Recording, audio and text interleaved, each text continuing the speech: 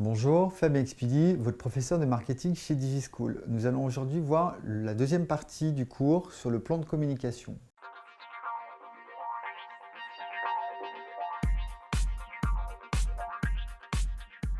Nous avons pu voir sur la première vidéo que le plan de communication fait partie du marketing mix et est nécessaire lorsque l'on veut vanter un produit, mettre en avant sa notoriété ou son image.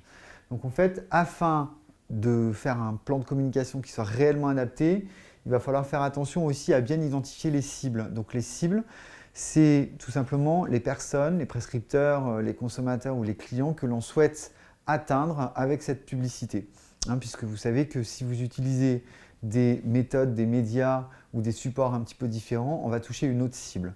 L'objectif aujourd'hui aussi, c'est de vraiment travailler là-dessus parce que les moyens de communication se sont beaucoup développés avec aussi l'arrivée du web marketing et que c'est important d'arriver à toucher la cible que l'on souhaite pour pouvoir vendre son produit.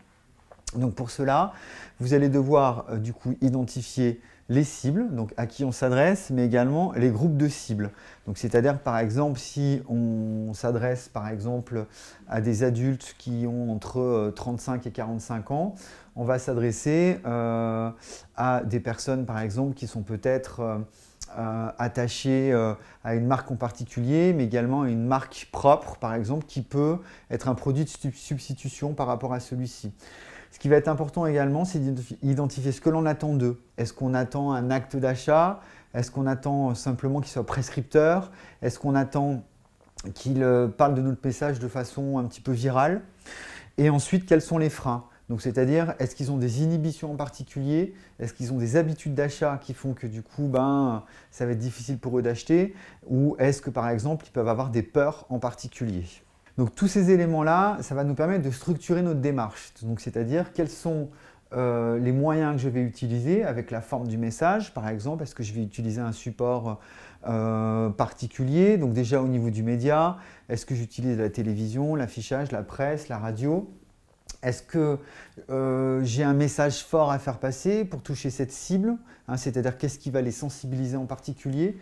Et ce qui est important, c'est d'avoir un discours qui soit cohérent avec le message que l'on veut faire passer, mais également la forme que l'on va utiliser pour cela.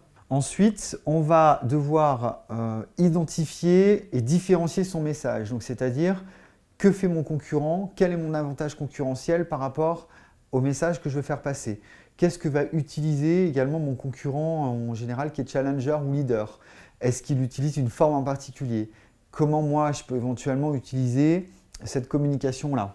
Ensuite, on va également réfléchir à où est-ce qu'on envoie les cibles. Est-ce qu'on les fait aller sur notre site internet ou est-ce qu'on les fait aller directement au magasin, par exemple? J'espère que cette vidéo vous aura été utile. Je vous invite à vous abonner sur notre chaîne. Si vous avez des questions, vous avez aussi la possibilité de poster des commentaires.